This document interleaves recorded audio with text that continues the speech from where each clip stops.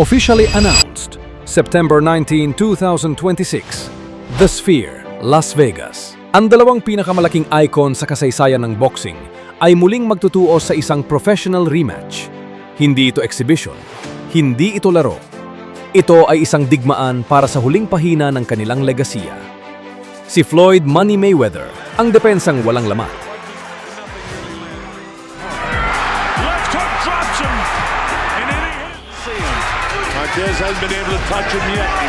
At si Emmanuel Pacman Pacquiao, ang mandirigmang Pinoy na hindi marunong sumuko.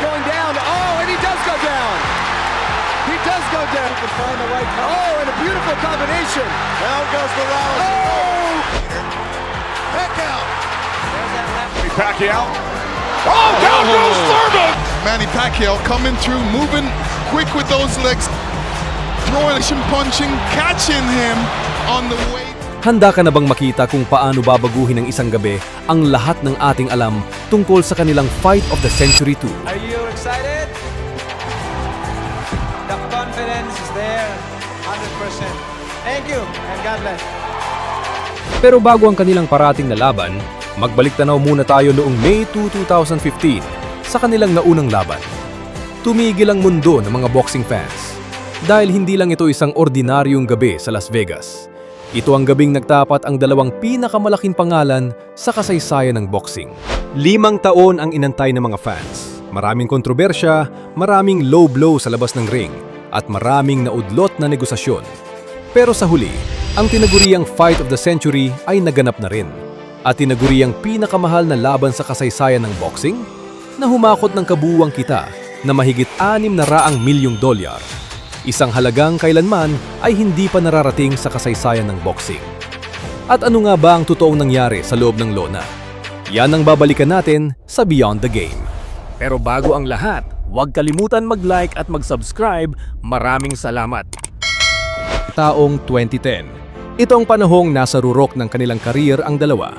Si Manny, katatapos lang durugin si Cotto at Margarito, habang si Floyd, nananatiling mailap at walang bahid ang record. Pero bakit nga ba inabot ng kalahating dekada bago sila nagharap? Dito pumasok ang mga issue ng Olympic-style drug testing at ang hatiyan sa 60-40. Sa bawat taon na lumilipas, lalong nagugutom ang mundo. Hanggang sa isang pagkakataon sa isang basketball game sa Miami, nagtagpo ang dalawa. Doon naging malinaw sa lahat. Tuloy na ang laban, wala nang atrasan. Sa loob ng naglalagablab na MGM Grand Garden Arena, ito na ang gabing hinintay ng buong mundo. That the world has been waiting for. Both of you are world champions. I want you to keep this fight clean at all times. Show good sportsmanship. Good luck to both of you. Touch them up, God bless. Pagsapit ng unang round, ramdam ang tensyon. Ang agresibong estilo ni Pacquiao laban sa depensang bakal ni Mayweather. Ang tanong ng lahat, kayang-kaya ba ng bilis ni Manny ang shoulder roll ni Floyd? Dito nga ay nagulat ang lahat dahil imbes na umatras, naging agresibo agad si Mayweather. Sinubukan ni Manny na kumuha ng puntos sa body shots, pero gaya ng isang aninong mailap, mabilis na nakatakas si Floyd at sumagot ng isang solidong counter-strike sa kanang bahagi ni Pacquiao. Lahat ng tatlong hurado, ibinigay ang round na ito kay Mayweather. Pagpasok ng round 2, pinatunayan ni Manny ang kanyang pusong Pinoy. Paulit-ulit niyang inipit sa lubid si Floyd, pero tila may madulas na baluti ang Amerikano. Laging nakakawala o kaya naman ay niyayakap si Manny. Gayunpaman, pabor pa rin kay Mayweather ang scorecards ng mga judges.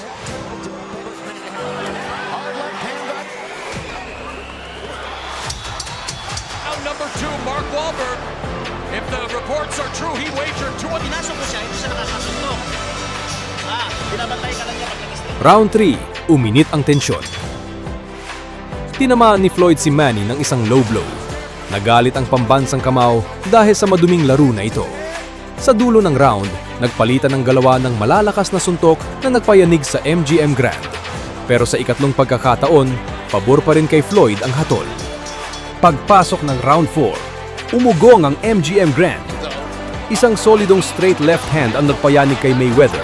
Dahilan para mag-high guard ito at sumandal sa lubid. Akala ng marami, ito na ang simula ng pagtatapos ng record ni Floyd.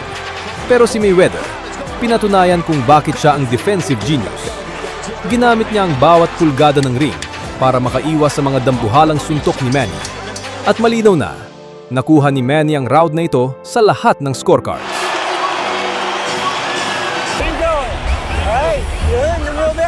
State, it's very valuable on Floyd Mayweather's body because he rarely gets hit. But look at Pwede tayo, kung kuha mo na yung sukatin yan. Oh, takot na yan siya sa'yo. We're not gonna, man, you fight like you scared, man. Stop fighting, man, like you fight, like you fight. in the corner. Believe it or not, Floyd Sr. is urging his son to be more aggressive. Sa round 5, nakabawi si Floyd. Bagamat sugod pa rin ang sugod si Manny, hindi na siya makatama ng malinis. Pinataas ni Mayweather ang kanyang aktibidad at muling nakuha ang atensyon ng mga hurado. Kind of out of character for Floyd Sr. Oh, but there's Mayweather backing Pacquiao. And another round is in the books here at the MGM Grand. Pero pagdating ng round 6, bumalik ang bagsik ni Pacquiao. Inipit niya muli si Floyd sa lubid at nagpakawala ng mga kombinasyon. Bagamat tila hindi natitinag si Floyd, ibinigay ng lahat ng judges ang round na ito kay Manny. Ang score, 58-56, lamang pa rin si Mayweather.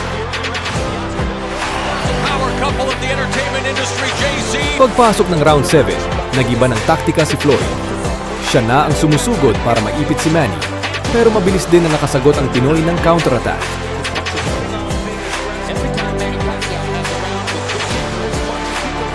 Sa round 8, ginamit ni Floyd ang kanyang jab para makaabante kay Manny at parehong nakatama ng malilinis na suntok ang dalawa. Sumubok si Pacquiao na makipagsabayan pero naging pabor muli ito sa Amerikano.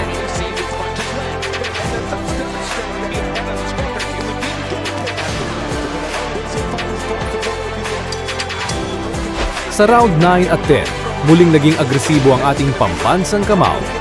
Kahit nakakatama si Floyd sa counter, mas aktibo si Manny sa mata ng dalawa sa tatlong hurado.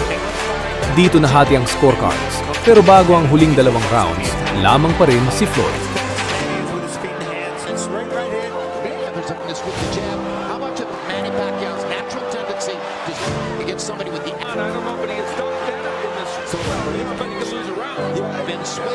Mayweather's using it as a very good defensive tool, but he holds every time Pacquiao gets in there. Will he back?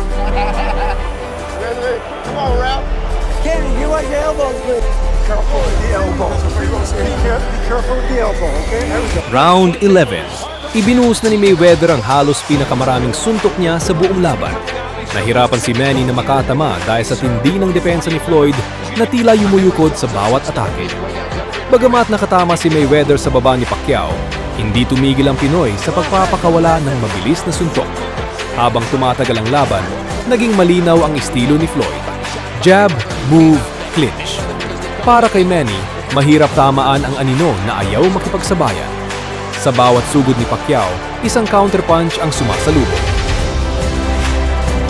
Well, if you're wondering, Floyd Mayweather's 7 fights and Pacquiao's 11-1, and Floyd Mayweather started at this round like he wants to make sure.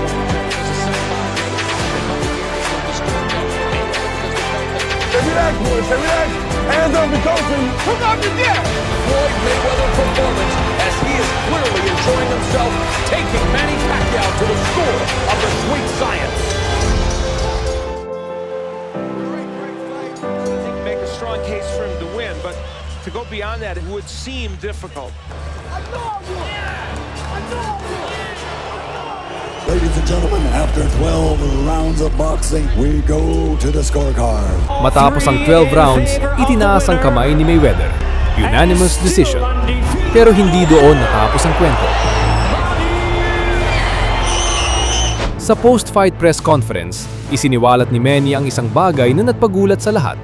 Isang punit sa kanyang kanang balikat ang kanyang iniinda na nakuha niya bago pa ang laban. 3 weeks before the fight, and we went to MRI, and then there's a tear in my right shoulder. He tried to say his excuse for losing is he hurt his shoulder. You don't believe me?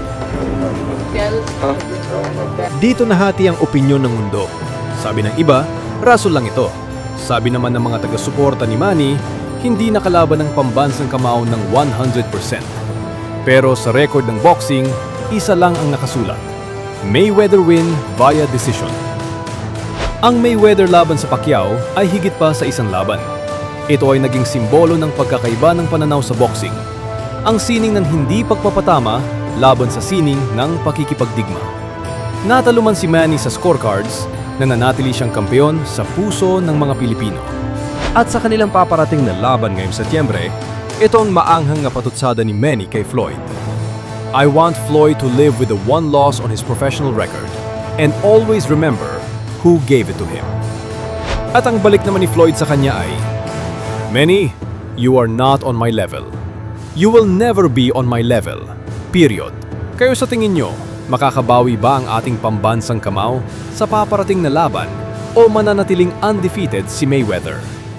Comment down below. Sana ay nagustuhan ninyo ang ating kwento. Kung may suggestion kang content na gusto mong mapanood, i-type mo na sa comment section. Sisikapin nating isunod sa ating channel. Mag-subscribe ka na rin. Libreng nude lang, wala pang monthly bill, di tulad ng iba dyan. Hanggang sa susunod nating kwento, ito ang Beyond the Game. Maraming salamat.